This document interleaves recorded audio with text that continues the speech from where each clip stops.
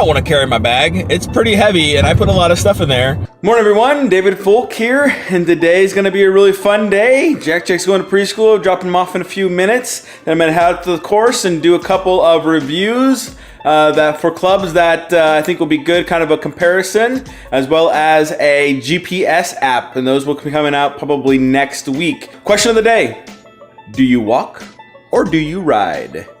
If you walk, do you use a push cart? What kind of push cart? If you ride, do you own your own golf cart? Put those in the comments below. Let me know what you guys do. Do you walk or ride? And what mode of transportation or vehicle do you use if you do walk or ride? Look forward to hearing those comments down below. While you're down there, as always, go ahead and hit that subscribe button. Give us a thumbs up because YouTube likes that. And let's go putts around.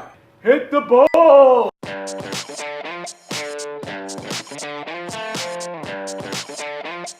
Boom. Well, just dropped Jack off out of preschool, and I want to talk to you today about push carts.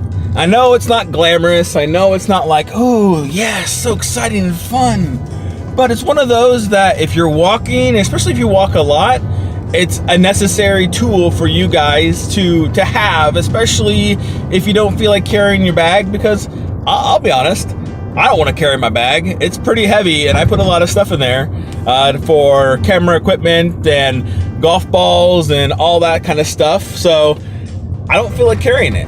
As you look at push carts, there are several factors that you need to consider. One is going to be size of the push cart. There are different sizes of them. Another one's going to be foldability. And then the final one you're going to look at is like the features and like number of wheels that they have. You know, some people like having 3 wheels. Some people want 4 wheels. Some people use the old pull cart that has 2 wheels. So we're going to talk about all those good things today. When it comes to buying push carts, tip number 1, you have to look at size and weight. Size and weight is huge. Like I said, I don't want to carry my bag because my bag is already too heavy, I feel like. So I don't want a push cart that adds super more weight on top of it, making it very difficult to push through the fairway or even the rough, which is even worse. You know, on the cart path, it's not too bad, but you have to look at what it's going to feel like when you get it out on the course, and especially as you're pushing it through rough, because let's be honest, we're not all going to hit the fairway every single time. Now, I love playing cart golf. I love hitting the ball close to the cart path, so I just walk the cart path. It makes my life a whole lot easier, but usually the cart path is next to rough, and so it's not usually good. But size and weight make a huge impact. How heavy is it when it's folded? How heavy is it when it's unfolded, which will be the same weight, but it'll feel a little different in how you work and how the weight is. And how heavy is it when you actually push your stuff? So, recommendation is, guys, take your clubs into the shop and try it out. If you have a golf course that has some, ask if you can take one and actually go out onto the driving range and push it around, or out on the course and push it around. Just push it around, you know, next to the first tee box, just to give you a sensation of how heavy it is with your stuff. That's going to be a good indication of whether or not you actually like it and whether or not it's the right weight and size for you.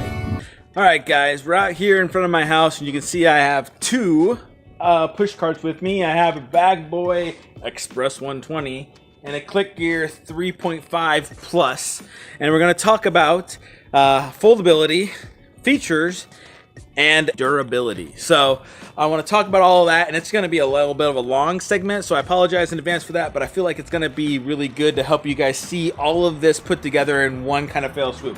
So the first one is going to be foldability. You can see here, as we look at these two, at the compactness of the Click Gear 3.5 Plus versus the Bag Boy. Now, size-wise, they're going to be about the same if you had the same compactness, but obviously this one's much longer, and this one is much more compact. So when you put it in your trunk, this one appears to take up more space because it's much longer compared to the Click Gear 3.5 Plus, and that's what I found.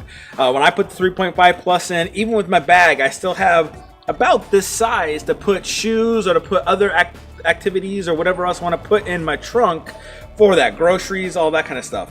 This one, once I stick it in, I have to shove my bag as close as possible to it, and then I have like this little sliver, which doesn't just give me a whole lot of room to put more bulky things if I want to take like a cooler or something like that. So it's a little bit more cumbersome than this guy, but I would dare say if you look at cubic feet in the trunk with this compared to that, it's going to be probably pretty close to the same. Now, let's take a look at unfolding these guys and see how easy it is. So we're going to start with the bag boy, and the first thing you do is lift up the handle, and it has a little button here you push, boop, it locks into place. You push it down, this wheel folds out like so, you push this in, done. Your bag boy ready to go. Woo! And to undo it, you do the exact same thing. It does have a little bit of adjustability here, so you can adjust that to undo it. You push it down, it folds up, flip that open. It has rocks in it. Fold it up and done. So it weighs about the same. The click gear, on the other hand, a little bit more cumbersome. So this one, you have to undo this strap here. You have to unclick that. That's going to make the front tire.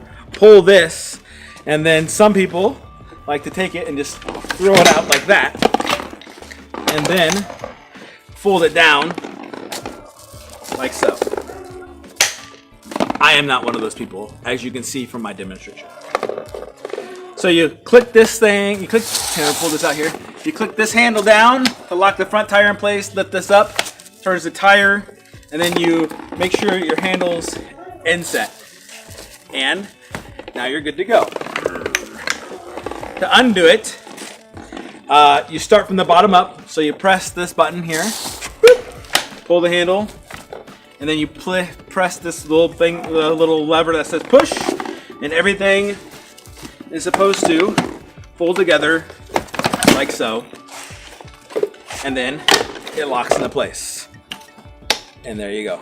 Foldability of the click gear does take more energy to fold up and unfold. I'm not one who likes to throw the click gear out. I take it nice and slow, and obviously it doesn't work that well for me. It's one of those that I have the click gear and it's nice and compact. I like the space that it gives me in the trunk. So foldability wise, that's gonna be the key. Foldability, I would have to say the winner is going to be the bag boy. It's easy to fold, easy to unfold. It's two things, whoop, whoop, whoop, done. Let's take a look at feature set.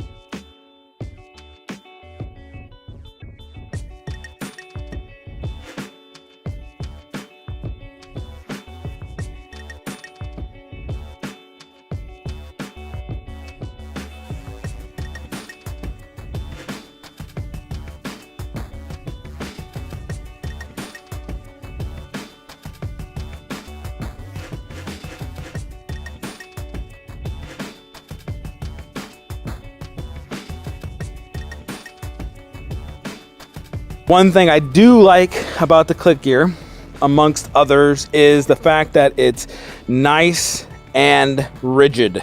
There is no wires. Everything is reinforced. Everything is hard. There's no wiring to hold things. Make sure they go separate the right length.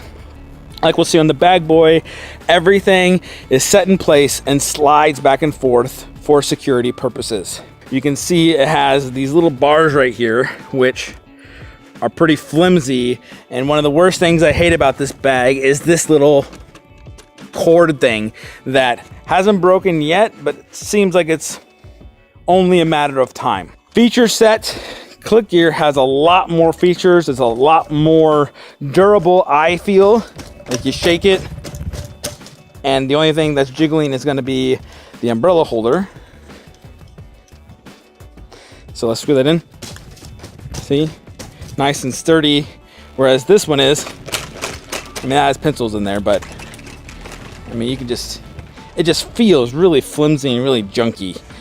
This one also has a pull to the right, interestingly enough, when you're walking with it.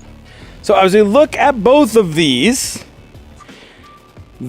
Bag Boy, lighter, easier to set up and tear down, more durable, better constructed, in my opinion, a lot more features, cheaper, more expensive. And that's just two of them, right? Yeah, Bag Boy makes a four-wheeled cart. Sun Mountain makes a four-wheeled cart. And they both make, Bag Boy and Click Gear also make a smaller cart for juniors. So this is just two examples of like a Sun Mountain three-wheel cart, which is going to be similar to the Bag Boy versus the Click Gear, but they also make different other carts. So just an example here of those two carts that I find, and the reason why I went with the Click Gear, it's not perfect by any stretch of the imagination, but I bought it for durability because I felt like it's going to be the best constructed, and it has lots of accessories that are molded to that specific cart. All right, guys, go ahead and put your comments down below. Let me know what cart you guys have. Do you have a four-wheeled cart? Do you have the Click Gear 3.5 Plus? Do you have a Rovic? Do you have a Bad Boy? Or do you have a pull cart, one of those two-wheelers? What do you have? Put those in the comments below. While you're down there, go ahead, hit that click subscribe button, hit that bell icon so that you get alerted when we post new videos. Give us a thumbs up because YouTube likes that, and we'll chat with you next time. And then some people like to take it and just throw it out like that, and then fold it down like so. Obviously, it doesn't work that well for me.